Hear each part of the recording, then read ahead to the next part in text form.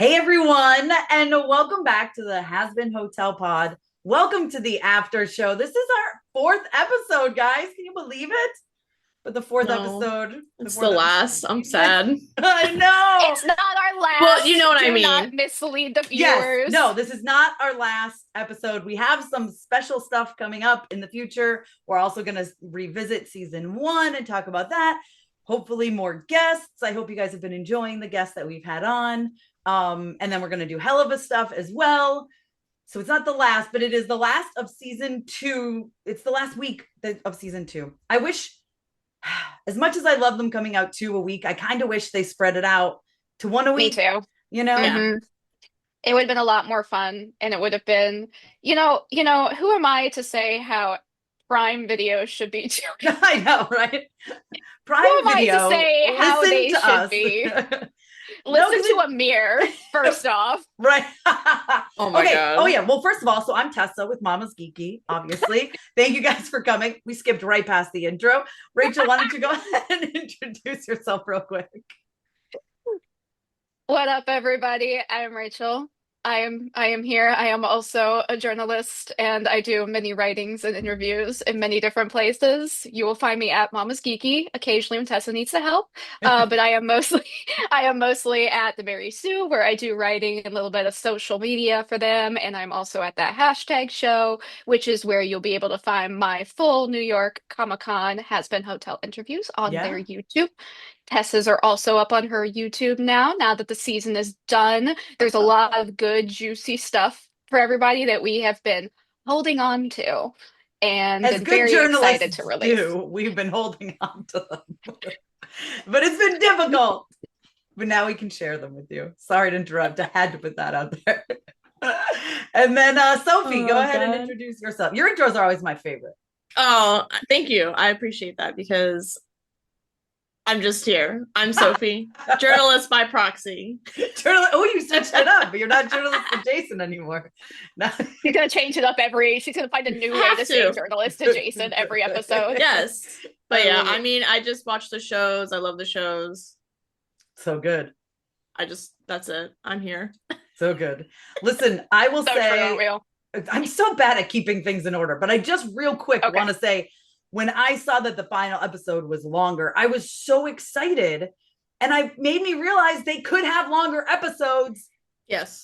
Anyway. I like that you're That's excited. a I rant. was scared. I was Well, like, what are that's we gonna true. be in But also, for? I was like, because I rewatched them, and it was episode 7. I was just like, all right, cool, we're in it, we're here, and next thing you know, they're like, all right, Vox backstory, and I was like, oh, it was just like, bam, bam. Oh yeah, they slay. Oh my God, I wish this is like one of the worst parts about being a journalist. Like, yes, we get to see things in advance, but like we have had no one to talk to but ourselves. Thankfully, the For cast a little bit, which was nice. the Yeah. cast, yeah, The we cast got was to fun. finally talk to the cast, but like we have been sitting on Vox backstory since October, and it Yeah. is honestly one of the coolest things. And that's what I said in my episode recap is I'm like, it is quite possibly one of the coolest backstories and sequences that we have ever gotten in Oh, it because it sets up exactly who Vox is because you don't really know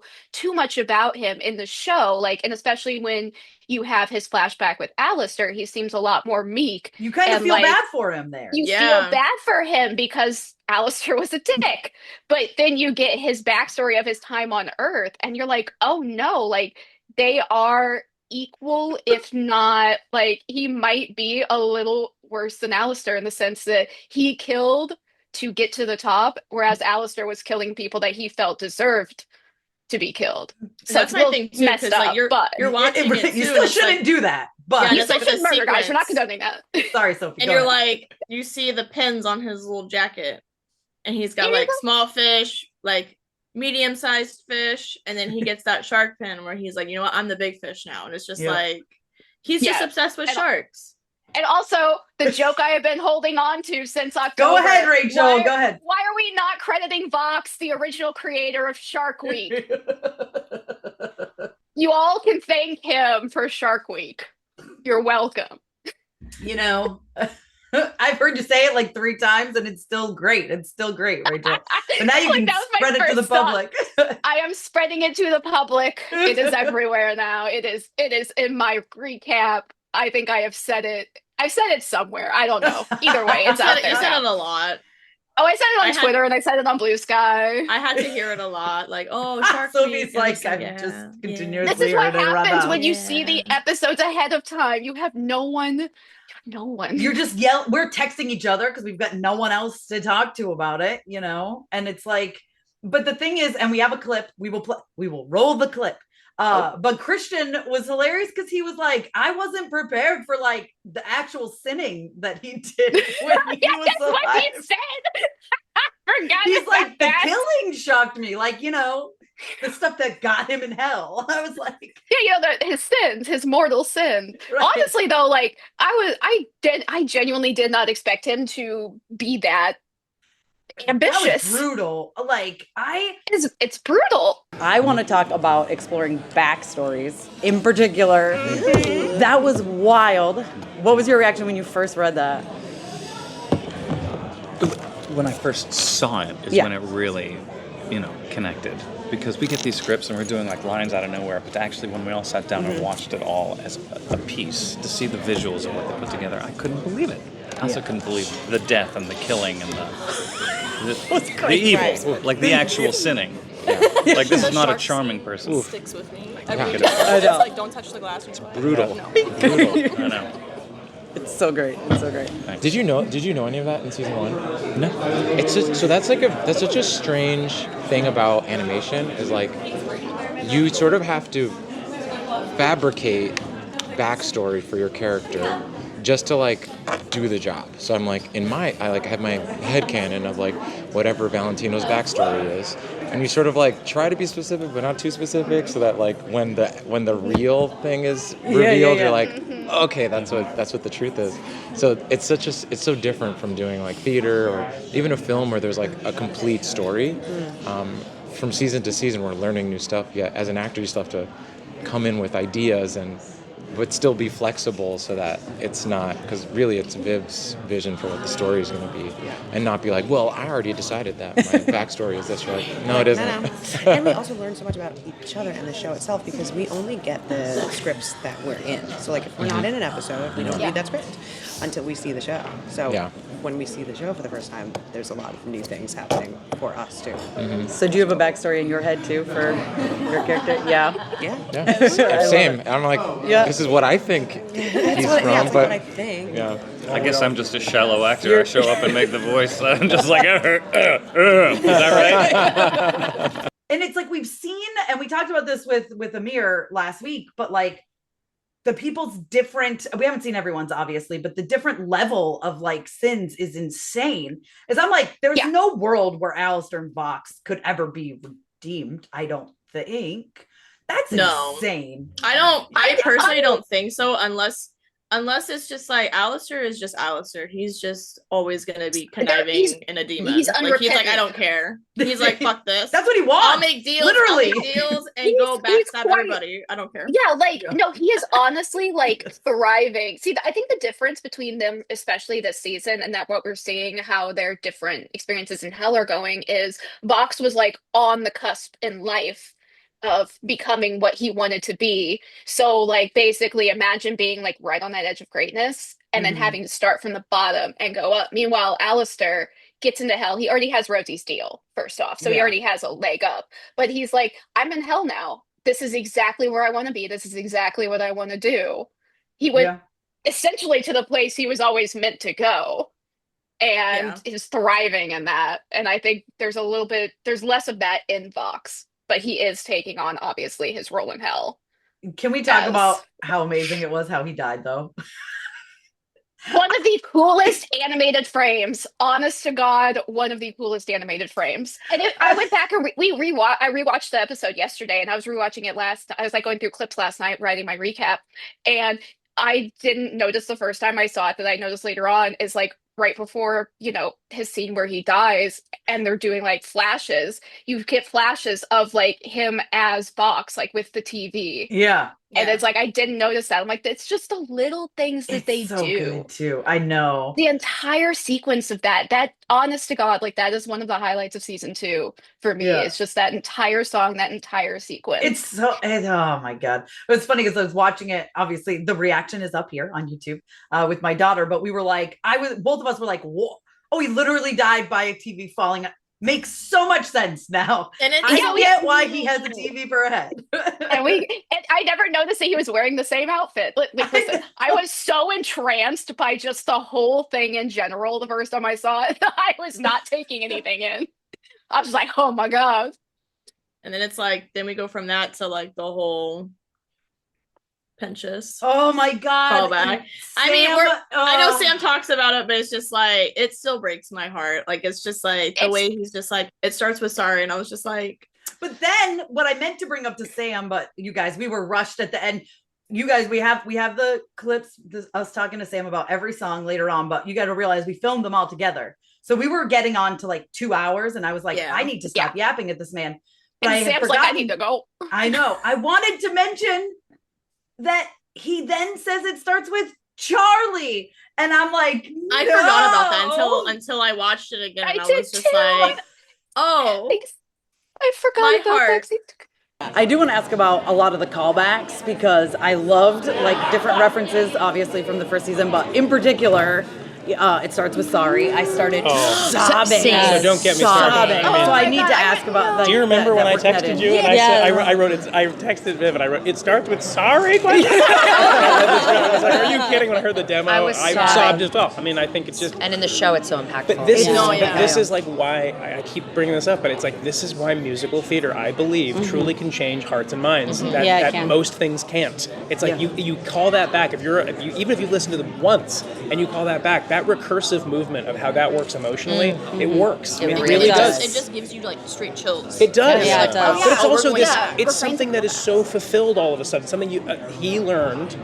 that you never thought he would learn, and then passes it on to someone even greater. It's like there's something about paying that forward in the biggest way. That all harkens all the way back to the first part of the season 1, is like remarkable stuff. Remarkable. I'm so happy we can talk about some of this stuff. I know, it's like, and I love Pentious so much, and like I feel bad for him this season. Boy. But like, how exciting was it? We are so all over the place. But how exciting was it when he got to see Cherry and they got to like talk and like he got to see everybody and he got to like. I love how he comes out. He's like, I'm gonna help everybody, and they're like, we're good now. You can just. But then he's like, "What's up, Cherry?" I know, they were so cute. I love them.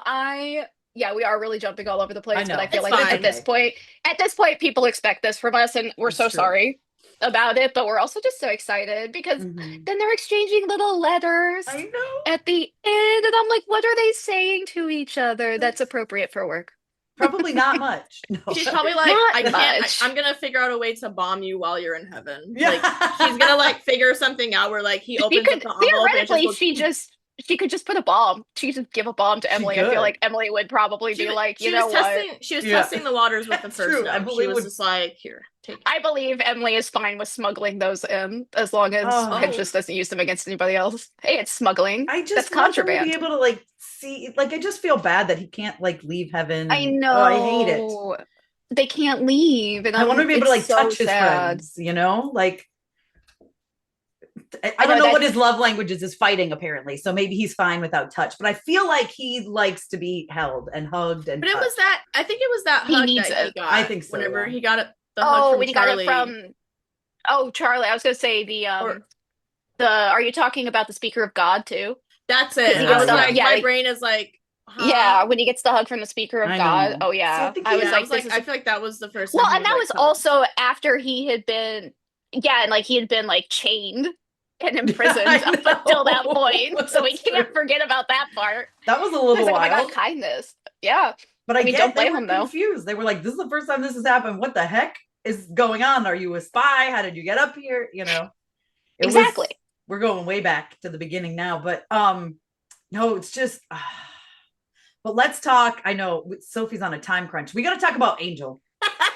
We haven't talked about Angel. We never even mentioned Angel last episode. Because I was terrified. We didn't? No, because we forgot if it was. I didn't remember if it was at the end or the beginning. this is the problem. You're When right. you get them in advance. So we haven't talked about the fact that Angel is being manipulated so by Vox. Angel, yeah. Oh my gosh. We've already learned about Angel's backstory. We know that Vox hates Angel. We're really seeing it now in these episodes. Like we're seeing like clearly Val doesn't let Vox touch Angel.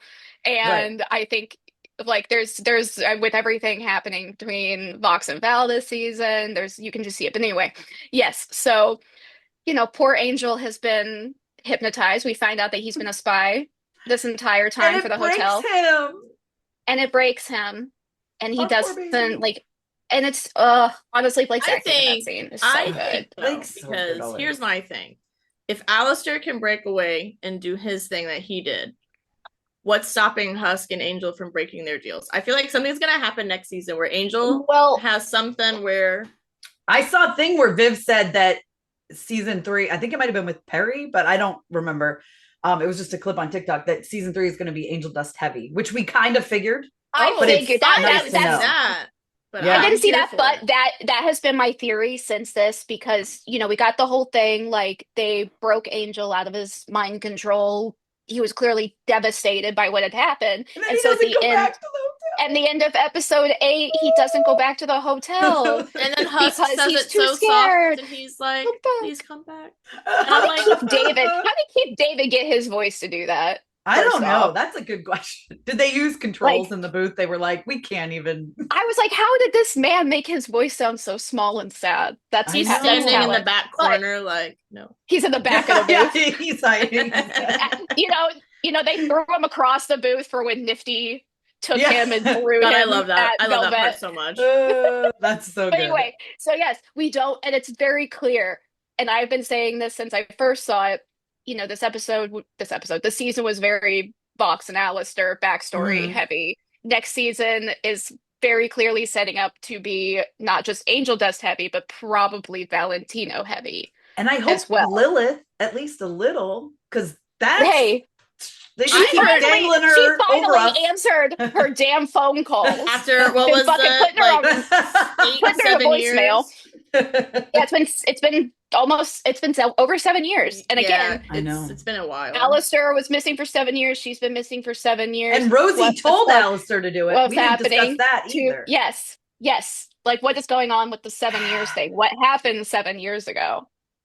And they skip over the number 7 in things because the Vox, I was like, what?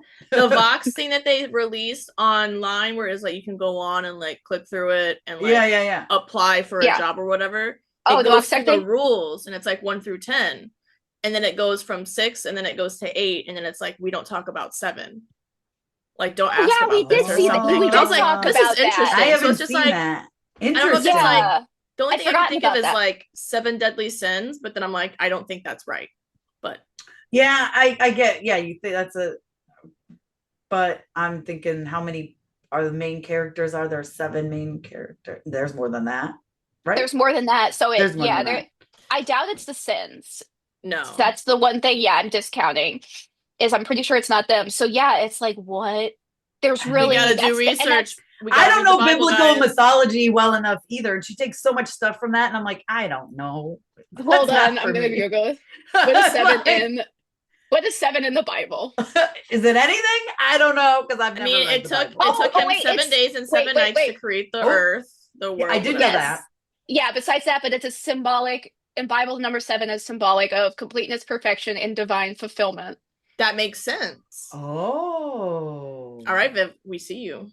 We see you, girly. We see you. We could be very wrong. We could be, but that fits in, kind of. It fits in, and I just need to know. I just really wish I had been at that restaurant when her and Sam were having that conversation forever ago, and she laid it all out for him, and I was like, let me listen. What are they talking about?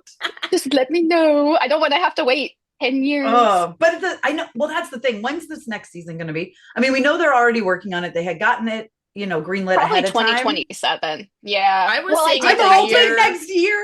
No, I saw maybe late next year or something. I don't know if that was what I saw was it's probably going to be about the same time as it was between 1 and 2. So probably like early 2027.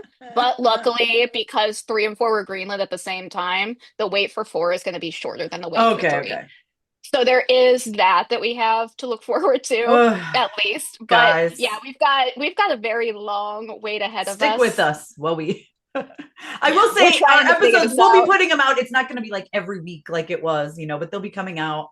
We have the playlist here. You can always revisit our interviews. We're hoping to get some exciting people to talk about the finale stuff and really the whole season as a whole. Oh, speaking of finale stuff, can we talk about how Val just cut off Vox's head? He's an iPad now. I was memes are fucking proud of him. And Valentino has his issues. We get it. Listen, I love Val. But I was proud of him. I was like, stand up for yourself. That's what I kept saying to him like throughout the season. I'm like, buddy. And then he finally did. And I was like, good for you. Unfortunately, it was only when he was being threatened with death. True. The only time he stood up for himself. Listen, I need to have the disclaimer out there so no one can say anything about us. Because I know Vox is terrible. Not Vox, he is terrible. I know Valentino is terrible. Yes, I'm sorry, Joel Perez makes him so likable. It's not my fault. Right. It's not Joel's fault either. Don't go for him. No, it's just right. Or Viv's fault. It's just how it happens. You have to have these characters that are a villain works so well when there's little bits about that. All right, you are fine. No, you're good. Goodbye, guys. We'll finish it up. Yeah, bye. Goodbye. Have fun. See you later. Okay. A villain only works as well as they do when there's something about them you like, because then you have to have that conflict, Exactly. Yeah, and it's great, and I love to see just the dynamic of the V's and get more of it this season, because in the first season I was really enjoying it because like these are clearly 3 people who are very close. I'm hesitant to call them friends because I don't think any of them believe in friends. No, I don't think so. They're just kind of forced to work together. Yeah, but they like make the most of it and they clearly enjoy each other. So, being able to see that dynamic slowly unravel throughout the season. And now we don't know what's going to happen with Fox's overlord status in season 3. We don't know how that's going to affect him. Also, I doubt he's going to be an overlord still, but I don't know how they take overlord powers away. I don't know either. And then also Nifty's an overlord? Okay, yes, we need to talk about this because I remember mentioning it to Viv briefly in our New York Comic-Con interviews. And obviously, like the amazing showrunner she is and creator, she was like, not going to answer it, but you can tell.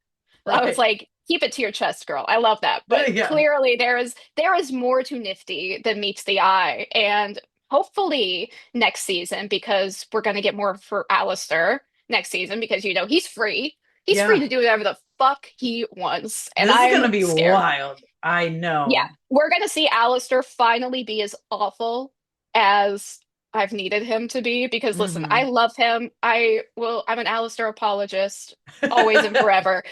But he is an awful person, and I need to see more of him being an awful person. Oh my God. I need him to do that.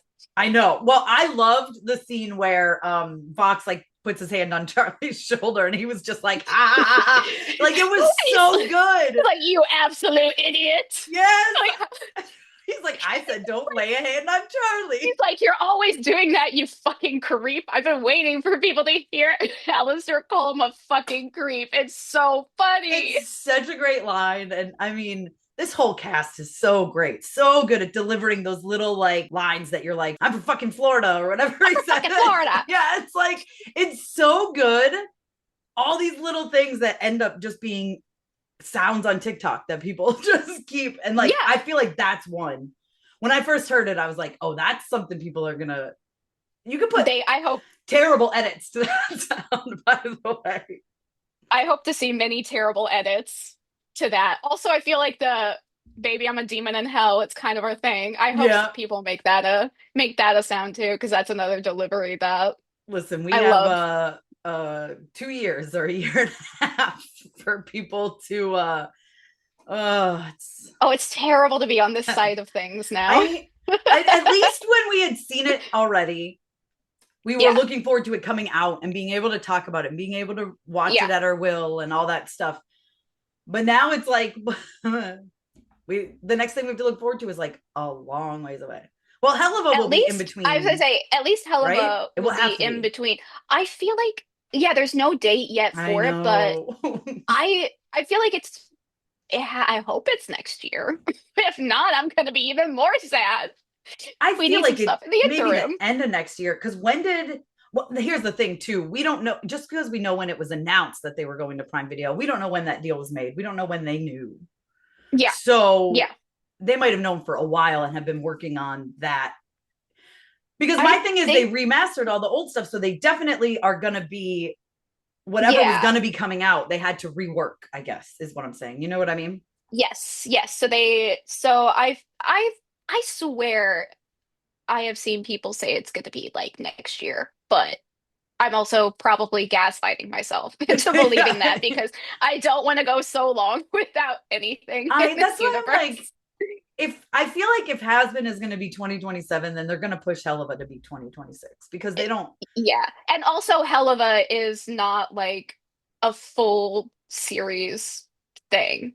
They don't have to do like a full 28 minutes per episode. They can kind of fluctuate a little bit. I wonder what they're gonna do though. Now that they're on Prime, are they gonna? I don't know. Well, I think, doesn't she still have like creative control over it? I don't think it necessarily will have to be 28 minutes or anything. I don't think. I mean, I could be wrong. I don't know their deals. But I was like, were you in the room when they made the contract? I was in the room. I was the contract. I am the contract. I love it. No, I don't know, but it feels like it could be given how open and like loose Helava is as a format. I feel like I don't even need Brandon here for that. Oh my god, that was good. That was so good. Thank you. Yeah. Thank you for that. Well, thank you. When I was going through the New York Comic-Con stuff, guys, Rachel had a very good "that's what she said" in I forgot about my "that's what she said," and they were like, "Hey!" It was good. I forgot about that. Yes, they're fun. Genuinely, I think our roundtables at New York Comic-Con were some of the funnest that honestly I've ever done. I think so. I'm excited too. That's what's the best part about it. Like we're so off topic, but just so you guys know, fun fact: the reason why the V's are not, when we were talking to them, that's just the easiest way to call that roundtable. They were not with the backdrop behind them. Amir made us move when he got to our table, which, to be honest, was the right call. Thanks, Amir. That's right. Amir, he was like, we should be on that side. Let's move. And we were like, okay. So we all got up and moved with our cameras and our bags. And it's all on video. And it's all I have all 1 minute and 30 seconds of it on you were video. Still recording? And I was still recording. I'll have to send it to you when I send it. I stopped it. I just kept mine going because I was like, I already started. I'm not going to stop. And I'm so glad I kept it going because it's so funny. Like, it is the most chaotic thing ever. I'll show. I clipped it, but when I sent it out yesterday to have it edited, I was like, please delete. Yeah, delete the first minute of this video. Amir was right. Okay, those videos look much better. The other two, when they have that. Why did we do that? Like, why did we do that? I think we were just like, let's sit at this table, and we were like, okay, I don't know. We are so off topic, y'all. Nobody can let us do anything. No. We need a moderator. We do. It's true. So the clips that we pulled starts with sorry and Christian talking about Fox's backstory, being shocked by the sin, which I love. But we have the full roundtables up as well if you want to check them out. Is there anything else you want to talk about the final two episodes before we head over to Sam? Patrick Stump. Oh, Patrick Stump. We cannot discount Patrick Stump, who finally gets a solo. We finally see Abel channel his inner Adam, which was a really cool scene. And hearing Alex's vocals in the background in that. I know. Thank you, Sam, for that. But we finally get the Patrick Stump solo everybody wanted. hopefully we see more Abel in season 3, and hopefully we get some more. I know, but I'm just saying. I know. I hope he gets a full song. I hope more characters get full songs. I know. Well, the way Luke just like snaps into place when he like snaps like that. Oh my God, yes. It's like her just instinct of like, okay, sir, you know, like it's crazy. Yeah, that's how that's how the Exorcists were created to be. And so it's like, it's crazy to see that the second he shows that, you know, he actually is powerful. Yeah. She's like, oh shit, yeah, I am supposed to be like, you know, your lieutenant. Wild. I'm not leading this. Oh God, I fucking love Jessica Voss this season. Just killed it. I know. Absolutely nailed it. I love her. She's so great. Cannot wait for more. I know. I cannot wait for more. And the thing I love too about the last song, which is 5 minutes, which is crazy. Sam was talking about like that being wild. Yeah. And it's crazy because it's a bunch, and it threw me off because when we first saw it, because we didn't have episode title. Well, we didn't have those either. But we didn't have song titles, right? So I didn't know. I was like, I didn't know it was all one song, which makes sense thinking back. But yeah, it's like we get a duet basically with Jessica Voss and Patrick Stump in a Gravity refrain, and it's so fucking cool. The refrains that they did in this season are just out of this world. They did so many good callbacks to it.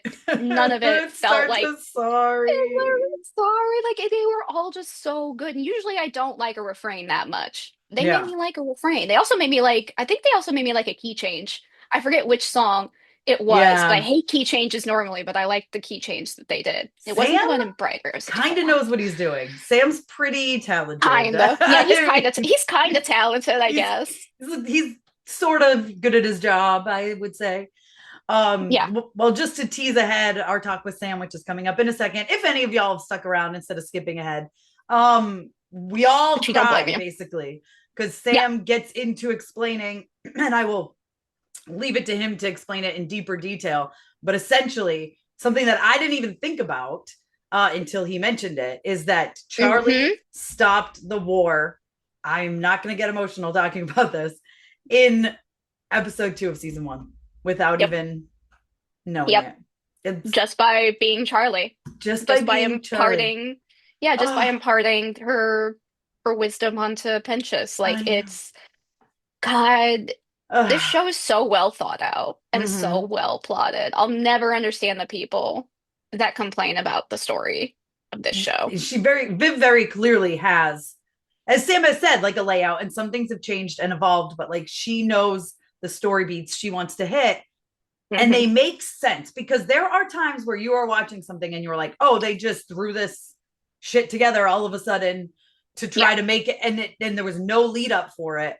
She knows what she is doing, and she is like, again, laying groundwork for stuff way before we even think about it, but she knows it's going to be there, and I love that. That's why it works for me. It's why it works. It's why it's so successful. Yeah. All right. Well, we'll stop yapping. We'll let Sam yap at you. All right. And now we've gotten to the part of the podcast where we are going to break down this week's songs with songwriter Sam Haft. Thank you so much, Sam. Thanks for having me. Now, when we move on to episode 7 and 8, we get Vox's backstory. That's insane. I loved that his death is literally a TV on his head. I was like, perfect. This makes sense. And we know it's called Brighter, right? Didn't Viv confirm that? Yes. Yeah. Okay. I was like, I'm assuming this one's called Brighter, and she's like, Brighter. Yeah. I'm like, fantastic. No, that's genuinely one of my favorite songs from this season alone. Like, I feel like from like both seasons, it's one of my favorite songs because we get to see a lot. There's a lot of range in that. It's great. Let's talk about that one. Oh yeah. Well, part of this too is we have these two sides of Vox, and so much of this season, when Vox is singing, he's singing to an audience. And so he's got that Flim Flam Man mask on. And I've never said Flim Flam Man so much in my life. I was talking about these songs with you. We're going to put a running tally on this podcast. How many times the Flim Flam count, But so Brighter is an opportunity to like get a sense of how does he sing to himself? What is Vox's soliloquy voice, and how is that different? And so it lives in this very like electronic, grandiose, we're hearing his God complex essentially in a song, and we're seeing that progression. And in many ways, like it is just an ode to ruthless ambition. And part of the gag of Brighter too is like this, the way that he's describing himself, shining brighter. Uh, this also is the case in Don't You Forget Reprise. When Vox describes himself in positive terms, he describes himself the way you describe a good television. So he talks about glowing brighter. He says in Don't You Forget, he says, I'm sharper, brighter, faster, newer. Like he's this idea of modernity, that he is going to be the most followed, he's going to be the most modern, and that is his inner monologue. We wanted to have a sense of his viciousness too, because those Flim Flam Man songs, add to the count, aren't scary the way that Brighter is, or Vox Day is. Like and Vox Day is your first taste of like, oh, maybe this is how he sees himself. Yeah. Because it lives in a much more electronic and spooky place. And so we wanted that. We wanted to have like elements of how would we make elements of dubstep work with a performer like Christian Borle? And I think we really pulled it off. Yes. Oh, you nailed it. 100%. Yeah, absolutely. And we have these, there's almost a little parallel to Gravity in that we have chants as part of this song, but instead of being like sort of Latin Gregorian type of things, it's more of a modern, like these are his followers who are saying brighter, brighter, brighter, because he like, again, the more followers he has, the brighter he is glowing. Oh my gosh, it's so good. Okay, now I got to tell you, the next song, you broke me. When it says it starts with sorry, I lost it and I started sobbing. I was like, that callback. Yeah, the why first did you have to time do that? I will say the first time I listened to a full comp of a vocal comp, so like that's when we get all the actors' voices in and sort of finalize their takes. The first time I listened to a full vocal comp of Live to Live around other people, I just started weeping when that happened. I couldn't control myself. And I might start weeping on this Zoom call right now, because we all will. One thing that is, what this song needed to accomplish was to create a moment where Pentious, the sort of the unlikeliest person of Pentious, because heaven is full of people who were mortals and are now in heaven and are now sort of the winners of heaven. But the unlikeliest source of being Sir Pentious is the person who finally communicates the humanity of people in hell to Sarah, because Sarah, I mean, is asking herself, how did I allow this atrocity to be committed? But she's also just reacting to this declaration of war where she's like, well, do I need to fight this war? Do I need to send my people to kill the people of hell? And it is really Pentious's explanation of fear, which is, the rules of who goes to heaven and hell are very unclear. But one thing that does seem very clear is that the people in heaven are very sheltered, and they don't have as much of an understanding of the follies of humankind as the people in hell do. And this idea of like being motivated by fear and self-preservation and shame is something that gets communicated to Sarah in a way where she is currently being motivated by fear and self-preservation and shame, and makes her make that connection that they're not that different.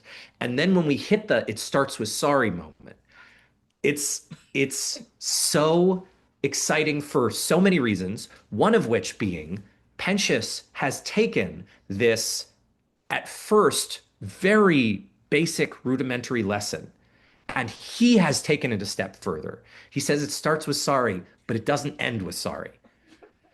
Sorry's the. I know I'm gonna start crying now. You're gonna cry. Pentious, my little baby. Yeah. I love him so much. An apology is a beginning to accountability and restitution and communicating that. Because again, like the heaven is so, for being heaven, they are so naive and so jejune, and they go down with gift baskets. They're like, here, Sawi, you know, like there's Sawi this for the genocide. Yeah. Yeah. Here's a teddy bear. Exactly. Apologizing for genocide with gift baskets. Yeah. Yeah. And so this idea of it starts with sorry, but it doesn't end there. You need to take accountability. You need to take responsibility. So Pentious having evolved that lesson. Okay. And here's the part where I'm going to make myself start crying. The amazing thing about this is that this song fundamentally means that the war is going to end. Once he gets through to Sarah, it means he has averted war, which means that in episode 2 of season 1, Charlie has already stopped the war that's coming, and she doesn't know it. Sam! I know. I'm gonna cry. We're just gonna have a compilation of sobbing. This is why I love this show. This is exactly why I love this show, is it's little things like this, and it's the care that you all put into continuity and making sure that the story is cohesive and remains cohesive throughout the seasons. Like, you wouldn't get this with a lot of other things. But it's like, no, oh shit. Here, if you think about this, it's like, oh my God, yeah, she planted the seed. Yeah, and it's just like Sir Pentious and is just Charlie has been living. Oh my God, I'm crying. And Charlie's been living in this. She's been so stressed. In this grief. Yeah. For this and this stress for the entire time, this panic. What am I going to do? How am I going to save these people? And she saved them from like minute 30 of this show. Yeah. Oh my God. That's so crazy to think about it, because it's just like you sit there and you see all of them watching and they're like, this is stupid, this is silly, this isn't gonna work. But it's just like, I think something in Pentious was just like, no, I think that this resonates with me. So it's just like that happening and him doing that, it was kind of like I was crying at that part, because I was just like, him doing that for me, I was just like, I can't do this right now. I don't want to watch this. I'm gonna be crying the whole time. Yeah, and like also it's one of those things too where like there is no weapon that hell has that is stronger than Charlie's kindness to a downtrodden soul. Yeah. Yeah. I know. Yeah. I know that it starts with sorry. I learned from Charlie. I was like, no. No, that's what got me. It's like, no. Yeah. Pentious is such a good soul, though. Like he is truly. I love being able to see the backstory that we got this season that really kind of filled in some gaps where it's like, oh, okay. So the reason that he is the one to be first redeemed is because he really isn't. Like, he obviously atoned for his sins, but he's really not a bad soul. Yeah. Well, and I also think part of it is the sin that placed him in hell is also like complicity. Yeah. And I think that, you know, it's not just cowardice. It's he allowed himself to be complicit in this continuing. And I think that is such a component of hell being dragged to war and all of this. Like, there's so many elements of so many people need to be complicit in this scheme. And he really has learned not to be. I know.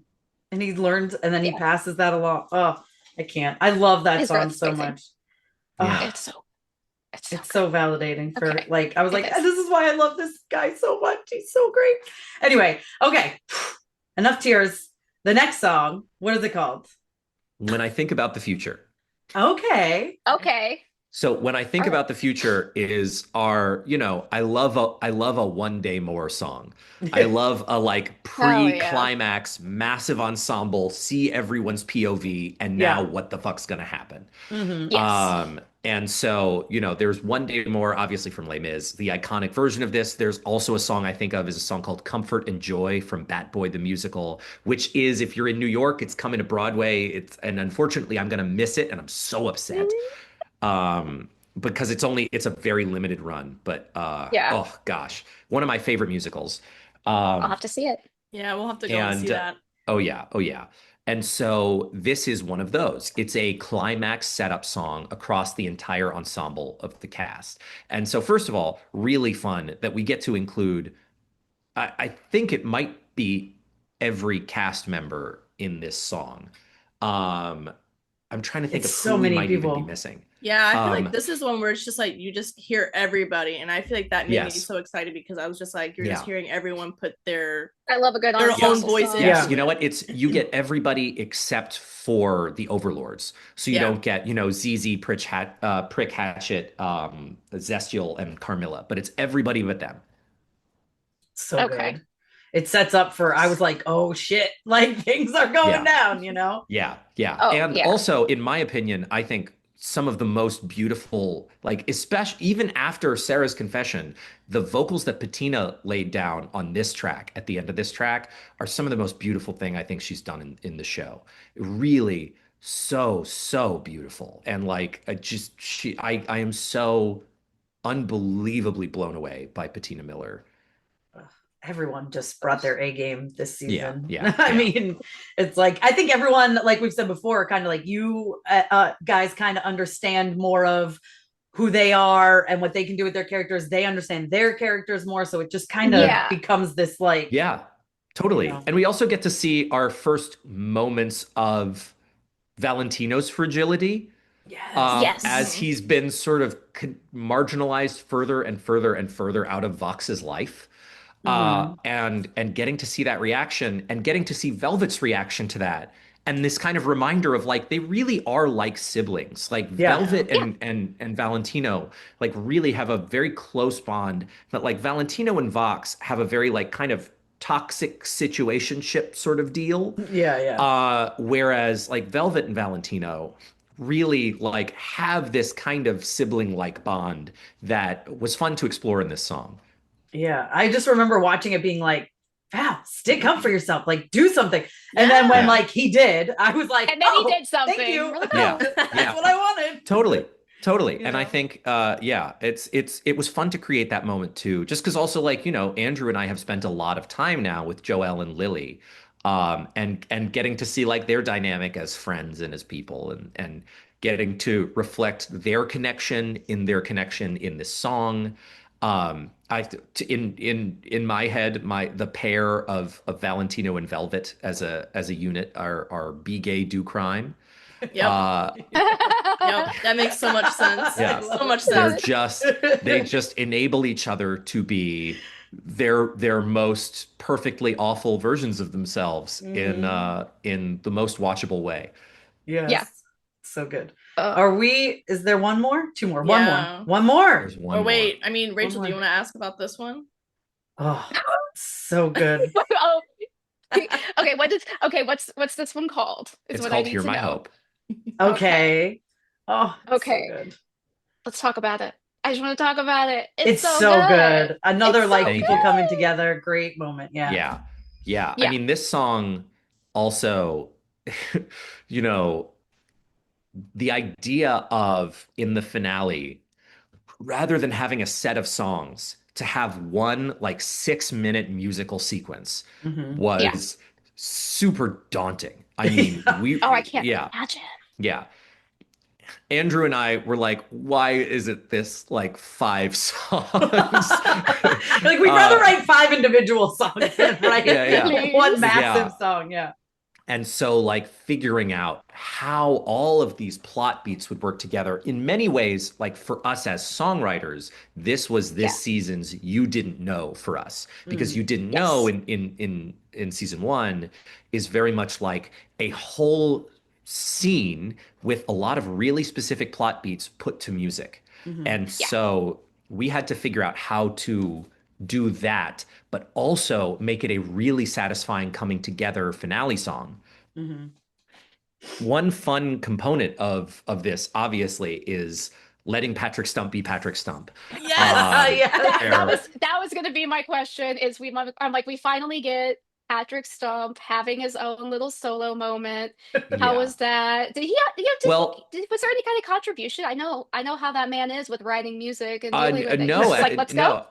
Yeah, okay. Yeah, he just jumped right in. Love that for him. One of his contributions, I think he asked us to make it higher. Actually, we started and it was lower, and he was like, "Oh, I sing higher than this," and we were like, "Are you That sounds about right. He's you know, not. The answer is no, he's not. We have never ever had someone be like, oh yeah, just crank it way up. And Patrick asked us to bump the key up, and we did. Yeah, this was a moment where like we just really wanted to give Abel a moment to let, in much in the way that Gravity lets Jessica Vosk be Jessica Vosk, we want to let Patrick Stump be Patrick Stump. And so to use what this season has been building to as well, which is like Abel finally finding his spine, and to create that into its own sort of panic attack as a song, and making that panic attack sound like, a theatrical Hazbin Hotel approximation of a Fall Out Boy vibe. That's what it was. That's what it is. Yeah, totally. And so creating that moment was really, really fun. It was really cool to just like build to that over time and have it pay off in such a spectacular way. To have him, by the way,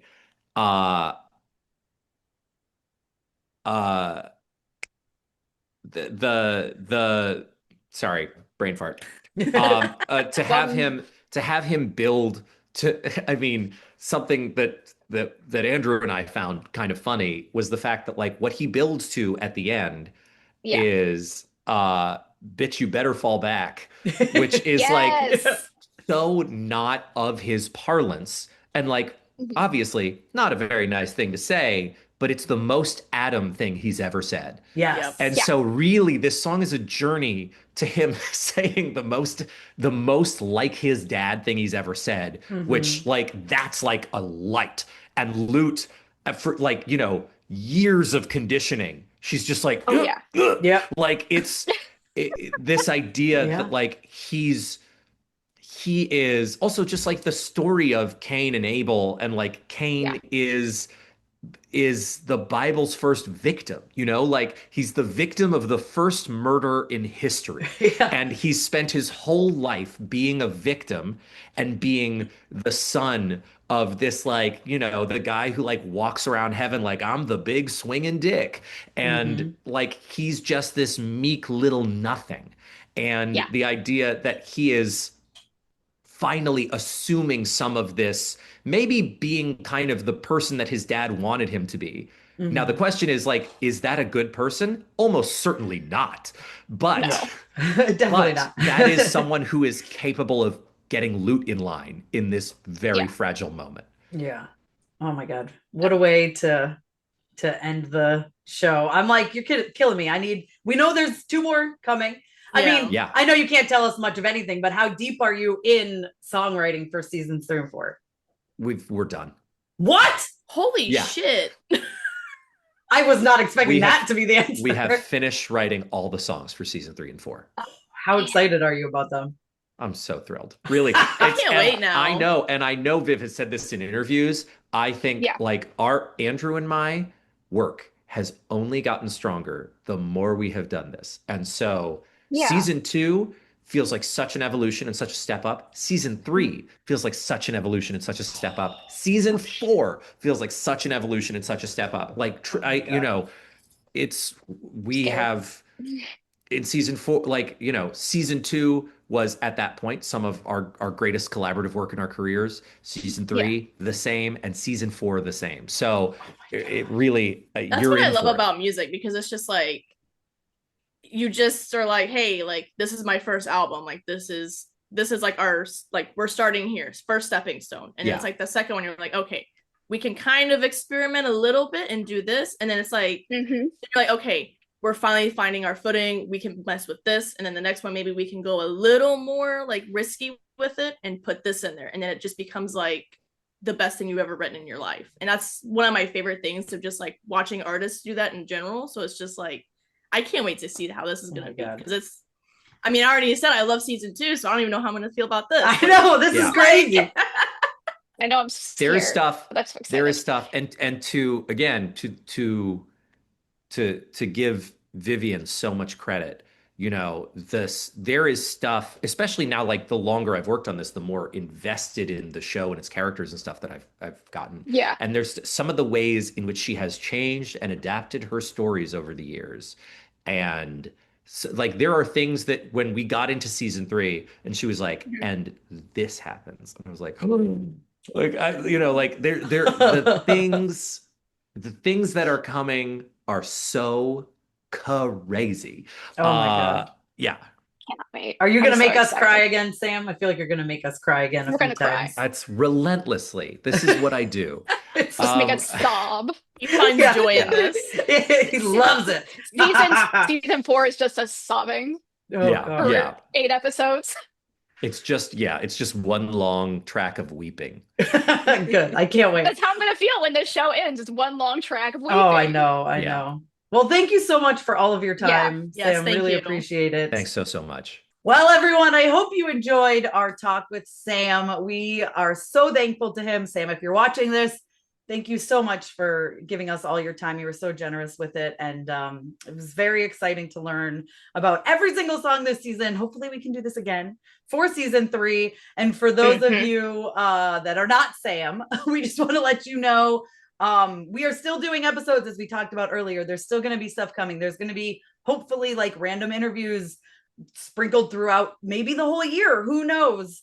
For this, that we're definitely going to be doing stuff for Helava as well. So stick with us. Be sure to subscribe and, bookmark this playlist because there will be things coming down the line. And I appreciate And you may see some repeat faces. Yes. So you may see some repeat faces, new faces. So, Lots of and faces. we also, yes, and we'll also try to, we have some things planned. We do. We're going to try to bring in some other fellow journalist fans for some combos. Honestly, if anybody ever has any questions they want to send, yeah, we get to just drop them in the those, comments and drop them in the comments, or visit us on TikTok at Hazbin Hotel Pod and Instagram at Hazbin Hotel Pod, and we'll be happy. Twitter, right? We're still. I think we're on Twitter, but we don't really use it as much. Yeah, we don't really use it as much, but yeah, Instagram and TikTok. Like we're getting there. Like we built this all so last minute that we're kind of building our social media as we go. So we're figuring things out. But if you follow us there, you'll get our updates, and we'll keep everybody posted about stuff. And we'll still have clips that we'll be posting on there as well periodically. We have so much good content stored up that it'd be really kind of impossible not to. So exactly. So thanks for hanging around with us. We literally did throw this together 2 weeks before the first episode. I think it was even 2 weeks. No, it was New York Comic Con. Oh, that's right. It was New York Comic Con. It was New York. It was the last day of New York Comic Con that we threw this together. We were like, we're doing it. And we were just like, okay, and we're doing it, and we're here now. So, and you guys liked us, so thank you. We appreciate it. They like me. They really like me. They like us. All right. Well, we will see you guys later. Again, it won't be like every Thursday now, but there will be things coming up. So just stay tuned. Subscribing and hitting the notification bell is probably the best way. But again, also TikTok and Instagram, we will be letting y'all know. So yes. Thanks, guys. And thanks again to Sam, Amir, Brandon. Was that it? And then there's everyone at New York Comic Con. Yeah. Yeah. Thanks for letting us do it. Yes. Thanks for everybody liking it. We really appreciate it. We're just some fans with a dream. Exactly. And a love. We just wanted to yap about Hazbin Hotel, and we got to. So I'm happy. All I wanted. All right, guys. We'll see you soon. Bye.